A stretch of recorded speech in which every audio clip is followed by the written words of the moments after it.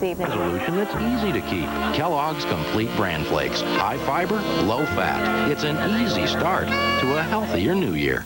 Weather. Every day it moves and changes. There's something happening somewhere, and we bring you all of it in WeatherScope, the day's top weather stories, with live on-the-scene reports during major breaking events, up-to-the-minute forecast for the nation and specific regions, and fascinating insight that lets you understand exactly what's happening and why.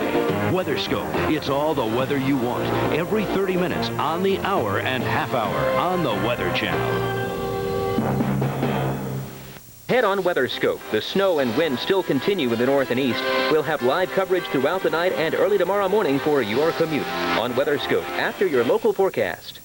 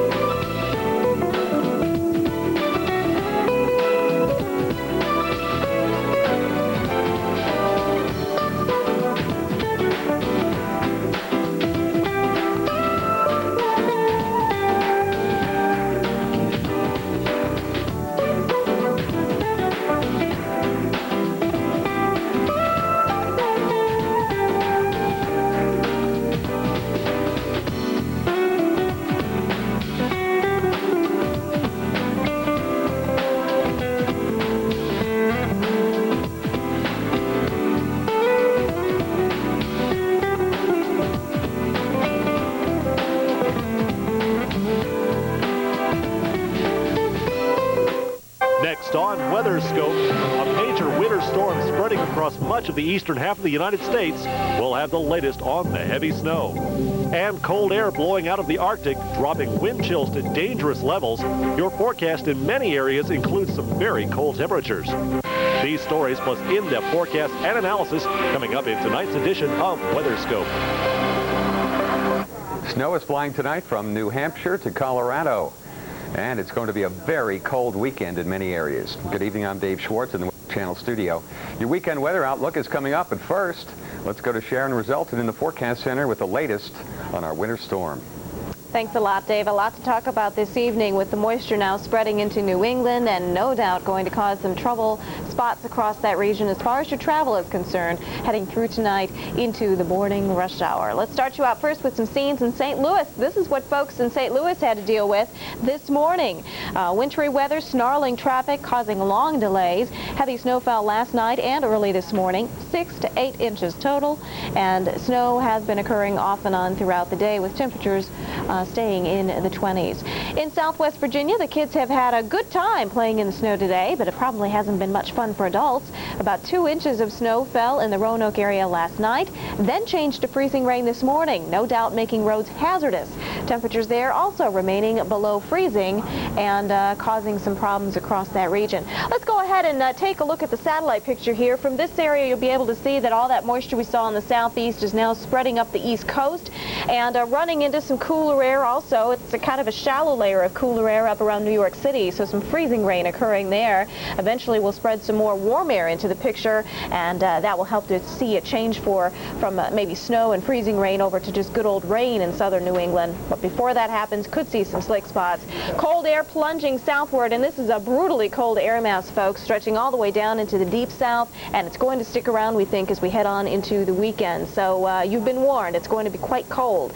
Lots of snow with this particular system as it's been tracking off to the north and east toward the Great Lakes now. The snow band, as you can see, heaviest across the southern plain states, stretching on into southern Illinois. Those areas seeing anywhere from 6 to 12 inches, and then a few spots into the Great Lakes seeing up to 6 or maybe even up to about 10 inches. Such was the case around Midland County in lower Michigan. So there have been some significant amounts heading into the Great Lakes region. Here again, a look at not just one, but 1, 2, 3 areas of low pressure, each one playing a part in the sloppy weather across this part of the country.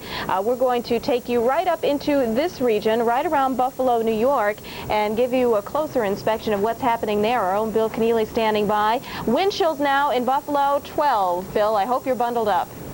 Sharon, I have to take that for your word. I know it feels like 12 at best, I'd say right now. In essence, though, Mother Nature really did cut us a break out here today. We had snow. We arrived about noontime, and we had about 2.5 inches of snow between noon and about 6 o'clock tonight. And my photographer, Steve Eagle Eyes Angel, says he actually saw a star here going by a second ago. I'll take his word on that. I have a funny feeling, though, that's the last vestige of heavenly skies we'll see here in a while as the Arctic air continues to plod along, and it will be crossing the relatively warm water of Lake Erie, which is about 50 feet to my right, starting tomorrow afternoon, and it's right here, I think. This time around with southwest winds, Sharon, it's going to be the city itself, so northern Erie County and Genesee County bracing for a lake effect snow event, and then probably spreading southward Saturday and Sunday. How much snow have you seen there so far, Bill? Sharon, about 2.5 inches fell thus far today. Again, this was not a lake effect snow event by any means. Our wind was coming from the land.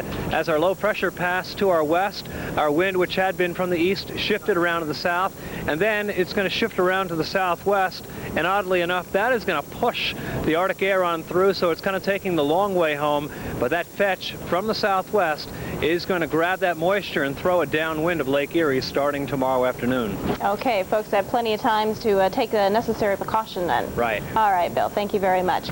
We're going to check also on what else is happening with our eastern storm. A lot to talk about here. First step is to talk about some of the colder air that's plunging on southward with this area of high pressure.